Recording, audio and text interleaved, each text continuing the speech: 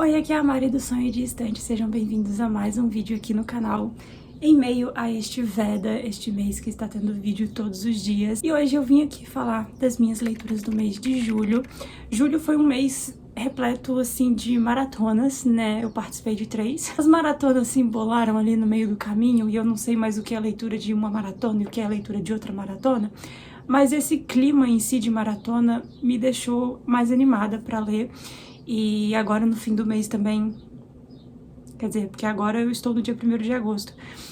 No final do mês de julho eu também fiz uma mini maratona aí comigo mesma pra tentar ler o máximo de livros que eu conseguisse, que ainda faltavam ler da minha TBR. E aí sempre que eu tiro esses dias assim pra ler bastante, parece que meu ritmo aumenta, parece que eu consigo sentar aqui na poltrona e ler todos os meus livros em um dia. Então assim, é uma sensação muito boa. E aí agora estou pronta para começar mais um mês e espero que seja melhor ainda do que foi o mês passado. Agosto dizem que é o mês infinito, né? O mês dos 3.000 dias, o mês... enfim... Tomara que seja mesmo, porque eu vou precisar. Enfim, se você é novo aqui no canal, seja muito bem-vindo, seja muito bem-vinda. Se chegou agora aqui pelo Veda, vai ser caótico. Então já deixa o seu like aí pro YouTube continuar te entregando os vídeos. E se inscreve, né? Ativa as notificações pra receber as notificaçõezinhas sempre que sair vídeo novo aqui no canal. Se se interessar por qualquer um dos livros que eu vou mostrar no vídeo de hoje, tem link pra cada um deles aqui no box de descrição. Esse link vai te levar direto pra Amazon e comprando com o meu link você me ajuda muito porque eu recebo uma pequena comissão, mas não altera em nada no valor da sua compra. E não precisa ser só livro, pode ser qualquer coisa. Você tá me assistindo aqui, lembrou que precisa de um mixer. Você pode comprar um mixer com o meu link da Amazon, que vai me ajudar muito. Qualquer coisa, assim. Se estiver tomando banho, você lembrou. Ih, o sabonete. A Amazon, link da Mari do Sonho de Estante, entendeu? Assim que funciona. O mês de julho, eu falei que seria um mês ali das leituras encalhadas, né? De finalizar alguns livros que eu já tinha começado. Pois bem, consegui finalizar 2 dos 300 que eu tenho iniciados. Mentira, são só 20. Começando pelo livro que estava parado há mais tempo, dentre os que eu consegui ler, temos aqui Rainha das Sombras, que é aí o volume 5 de Trono de Vidro. Um pouquinho marcado. Esse aqui se tornou o meu livro favorito da série. É uma releitura. Antes de reler dessa vez, eu tinha ele como um dos favoritos. O primeiro e o segundo também são um dos meus favoritos da série. Mas depois de ler isso aqui, ele subiu assim, ó, ultrapassou o primeiro e o segundo livros da série, porque eu gosto muito da vibe dos primeiros livros, dos 2 primeiros livros, porque a gente tem toda aquela apresentação de mundo, apresentação de personagens, dos conflitos, da magia, das treta, tudo, né? Então, assim, gosto muito de primeiros livros de série por causa disso. Aí depois, não sei se os autores vão se perdendo, se eles vão focando mais no que o público quer do que no que ele originalmente pensou pra história, e vai aparecendo um monte de romance, um monte de enrolação, um monte de coisa desnecessária, e vai perdendo a graça pra mim. Esse daqui ainda não tem tanto romance, tanta enrolação assim. E ainda tem uns personagens novos que eu gosto bastante. Então, esse daqui acabou se tornando meu favorito por conta de um desses personagens novos que aparece, que é a minha personagem favorita da série. Então, eu consegui finalizar a releitura desse daqui. Quando eu iniciei o mês, eu tava ali pra página 120, mais ou menos aqui assim. Então eu li praticamente o livro inteiro durante o mês de julho. E outra releitura que eu tinha aí em andamento, que eu li durante o mês de junho, não consegui finalizar durante o mês de junho e faltaram aí umas 200 e poucas páginas pro mês de julho. E aí eu finalizei então a minha releitura de Outlander, que eu tinha iniciado lá em janeiro. Então você pensa, se esse daqui eu iniciei em janeiro, e Rainha das Sombras eu iniciei ainda antes, faça as contas. Quando eu paro de ler um livro, quando eu deixo ele parado por um tempinho, assim, geralmente ele fica, ó, de um ano pro outro parado. E aí depois, quando eu tenho um pouquinho mais de tempo, assim, quando eu tenho... quando eu não tenho muita vontade de iniciar uma leitura nova, aí eu... e se eu voltasse para aquele livro que eu comecei a ler há 84 anos? aí eu pego ele de volta. E como era uma releitura, também não era tão prioridade assim.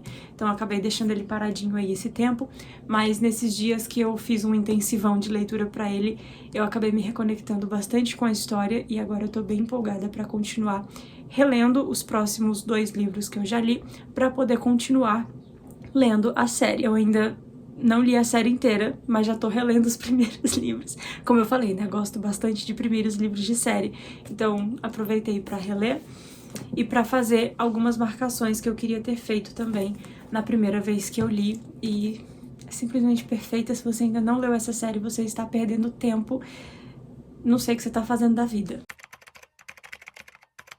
Daí eu fiz uma semaninha temática aqui no canal também de leituras medievais, né, lendo livros que se passam na Idade Média, e eu consegui finalizar uma leitura que foi um livro de contos, que é esse daqui, medieval, Contos de uma Era Fantástica. Não sei quantos contos tem aqui, não me lembro, uns 12 contos de autores nacionais.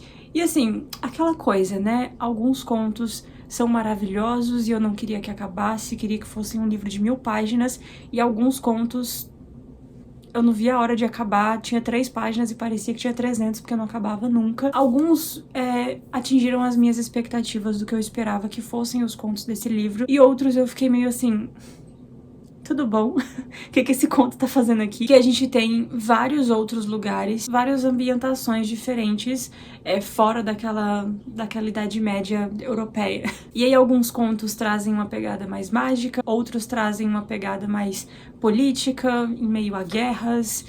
E assim, bem variado mesmo, bom pra quem gosta, né, de ler histórias dessa época, e dá pra conhecer a escrita de vários autores e dá pra ler várias histórias em um livrinho só. Eu gostei, tá? Eu dei 3 estrelas, 3 estrelas é uma nota muito boa, uma média aí entre contos 5 estrelas, contos 2 estrelas, então ainda tá valendo. Dentro dessa semana medieval também eu li um conto só de O Cavaleiro dos Sete Reinos, que foi o primeiro, porque assim, esses contos são gigantescos.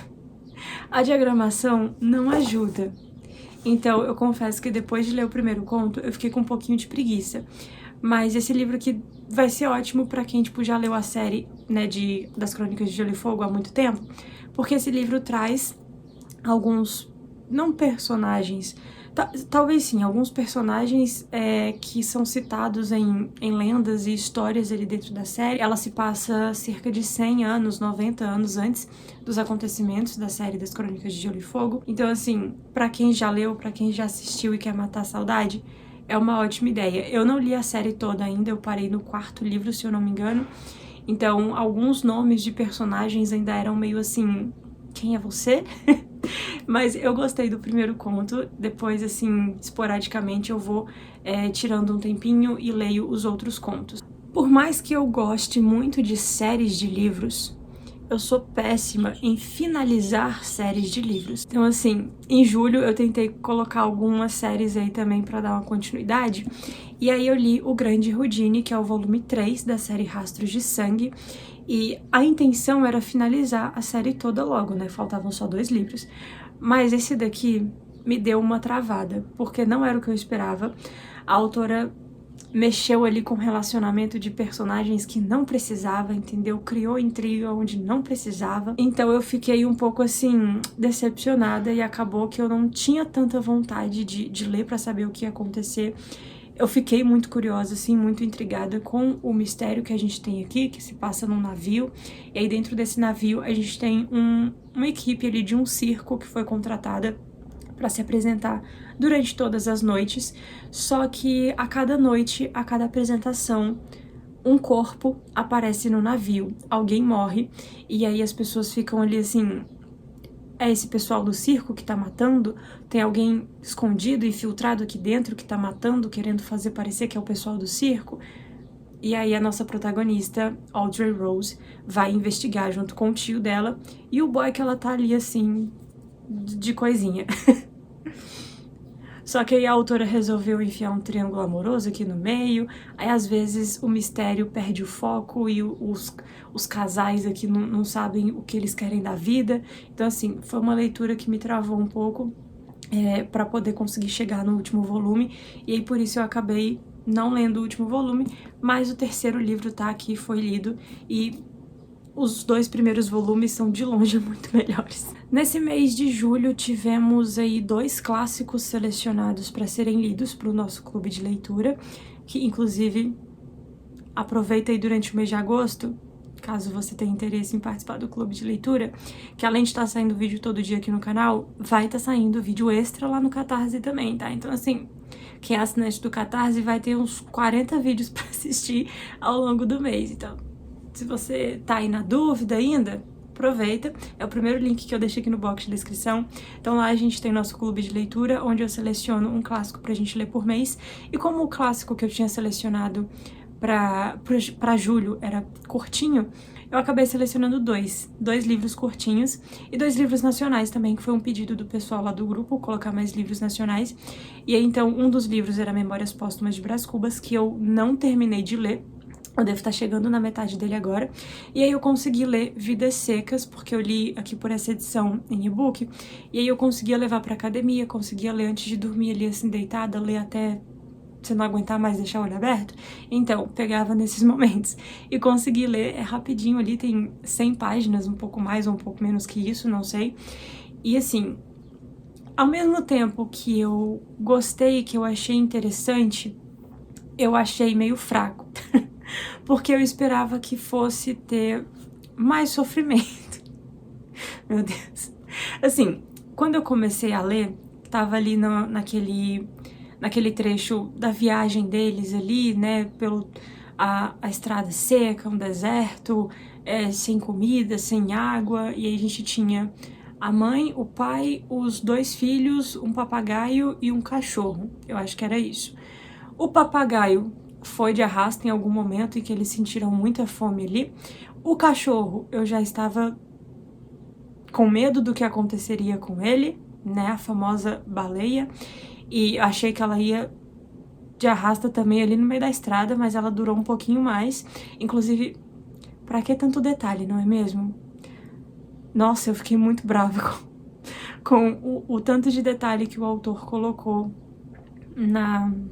Enfim, fiquei com muita raiva sim, a Vitória, eu acho que é esse o nome dela, que é a mãe aqui no caso da história. Fiquei com muita raiva dela, sim, tá? Queria que ela tivesse morrido antes do cachorro. Não que ela tenha morrido, mas fiquei torcendo pra ela ir logo também. Ai, desculpa, mas muitas coisas me irritaram nesse livro, principalmente por causa das situações ali envolvendo o cachorro. Então depois eu acabei não me importando mais com nada e, enfim, achei fraco porque eu esperava que acontecessem mais coisas, mas depois de um determinado momento ali, eles ficam vivendo a vida ali numa casa, aí o cara sai, vai pra cidade, aí volta, aí as crianças ficam o dia inteiro brincando no barro, aí a mulher fica o dia inteiro reclamando, falando que queria uma cama de colchão de não sei o quê, e é isso. Eu falei, tipo, tá, cadê o resto? É só isso? Esperava mais, mas também, conforme eu lia, eu lembrei da minha experiência lendo Os Sertões, do Euclides da Cunha, e aí eu fiquei imaginando que a minha expectativa para Os Sertões era essa.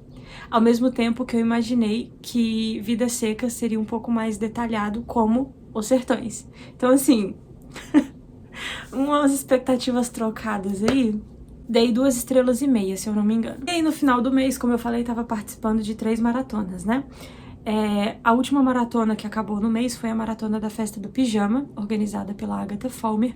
E aí eu ainda tinha algumas leituras que eu queria muito fazer, que eu tinha colocado na TBR dessa maratona. Então eu tirei ali os últimos 3 dias do mês de julho pra ver se eu conseguia ler mais alguns livrinhos. E eu consegui ler 2 dos 3 que eu tinha separado, então já foi ótimo. O primeiro deles foi No Rastro da Neve, da Danielle Page. É uma fantasia que eu descobri depois ter uma continuação. E assim, não tenho esperanças que a continuação seja publicada. O final é aberto? É aberto. Tem muita coisa pra acontecer ainda? Provavelmente. Mas é aquele final aberto que você fica assim... ok. Não vai fazer diferença se eu não souber o que aconteceu depois, porque existem muitas possibilidades. E aqui a gente tem, acho que como dá pra perceber pelo título, um reconto da Branca de Neve. Não é bem um reconto, assim, tem umas referências, o nome da protagonista é Snow. Basicamente, a gente tem uma jovem que cresceu aí, passou 11 anos no hospital psiquiátrico. Tem outras crianças, outros jovens lá também. Tem uma menina que acha que pode voar e pula de qualquer lugar que ela acha que tem altura suficiente para conseguir voar. Tem uma menina que tem mania ali de ficar roubando as coisas. Tem um menino que acha que pode viajar através do tempo apenas com uma piscada. Muitas situações aqui.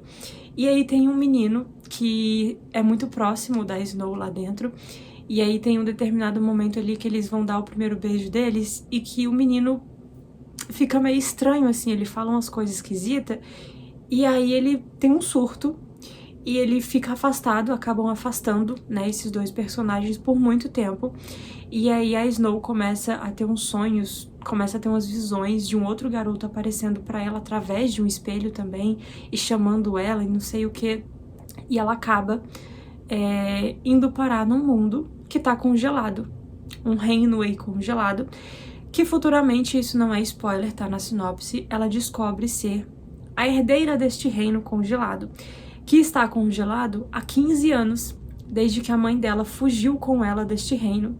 E aí o pai dela, então, é esse rei, né, que congelou tudo, e ele tem uns poderes lá sobre a neve, sobre o gelo e tudo mais, e ela vai conhecer pessoas que vão ajudar ela a entender melhor essa profecia da qual ela faz parte, entender melhor a história dela, os poderes que ela tem e o que ela pode fazer para salvar esse reino congelado. E aí a gente vai ter esse desenvolvimento aí entre esses personagens, vai ter alguns conflitos ali, algumas lutas, algumas batalhas. Tem assim um pouquinho de romance que ficou um pouco confuso, porque acho que a autora queria conectar a personagem com todo menino que aparecia na frente dela, e aí ficou um negócio meio, assim, não precisava. Eu indicaria esse livro como uma fantasia sem romance, porque por mais que a autora tenha conectado a personagem aí com outros personagens, esses romances, eles são tão sem sentido que não fazem diferença pra história. E eu gostei, eu dei 3,5 estrelas. Se sair a continuação, provavelmente eu vou querer ler, porque deve ser interessante. A personagem se preparou tanto nesse livro que ela tem que fazer alguma coisa de muito útil no próximo livro, né? Então, eu leria o próximo livro, sim. E é isso.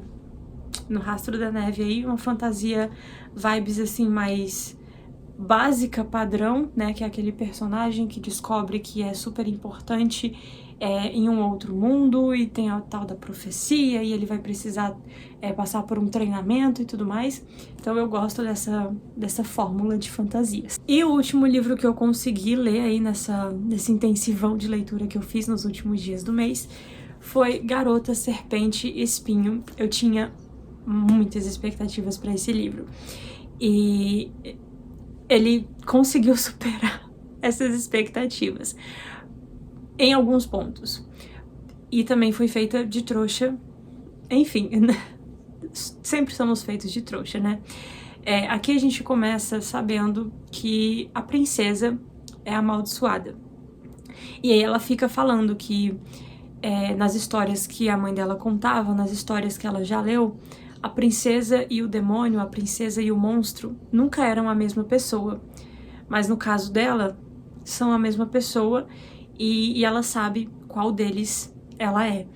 Então a gente passa boa parte do livro ali com ela tentando quebrar essa maldição, e aparece um personagem ali que quer se aproximar muito dela, falando que já ouviu muitas histórias sobre ela, que quer ajudar ela a quebrar essa maldição. E assim, ao mesmo tempo que ele falava umas coisas muito bonitinhas, ele também se parecia assim tão ansioso pra ajudar a princesa, que eu ficava tipo, aí tem coisa. Só que a autora consegue fazer além do que eu já tava esperando. E aí, assim, passando um pouco da metade do livro, eu achei que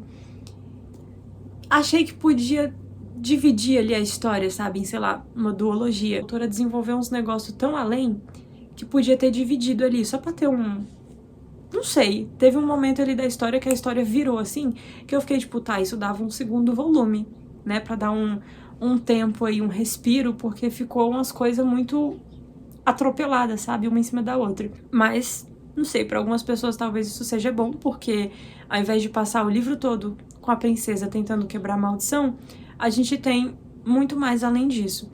Então, eu gostei, tá? Ainda não finalizei essa leitura. Tô falando aqui como se eu já tivesse terminado, mas eu ainda não terminei essa leitura. Eu vou terminar ela hoje. Mas assim, já posso dizer que até aqui, esse livro já é umas 4 estrelas. Vamos ver o que esse final aguarda. Aconteceu um negócio, mais ou menos por aqui onde eu tô, que eu fiquei tipo... Por essa eu não esperava. E que me fez aumentar um pouquinho a nota aí. Então vamos ver se vai aumentar mais de 4 estrelas. Você que tá assistindo esse vídeo provavelmente já viu a nota que eu dei, porque sempre que eu termino um livro eu atualizo lá nos stories do Instagram com a notinha dele. Então, se você não viu, tá salvo nos destaques, vai lá ver pra ver qual nota eu dei definitivamente pra esse livro, mas ele me surpreendeu bastante. E essas foram aí as minhas leituras do mês de julho. Eu considero que o mês foi bom, assim, no quesito leituras. Teve uma leitura 2,5 estrelas e o resto foi ali de 3 estrelas pra cima. Então tivemos aí um saldo positivo, um mês com leituras muito boas e com leituras que eu realmente queria fazer, sabe? Eu acho que eu não fiz nenhuma leitura assim, ai, porque tá na meta. Mais que eu tenha separado muitos livros pro mês por causa dessas maratonas que eu participei, eu só fui pegando ali o que mais me interessava, não me forcei a pegar livros que passou, sabe, o timing passou, a vontade ali de ler, não me forcei a ler esses livros que não estavam me chamando. Então eu li só livros realmente que eu olhei e falei, preciso ler isso aqui agora. Me conta aí nos comentários como foi o seu mês de julho de leituras por aí, se você teve algum livro favorito do mês, qual foi o pior livro que você leu no mês. Vamos continuar conversando aqui nos comentários. Espero que vocês tenham gostado e a gente se vê em um próximo vídeo. Tchau!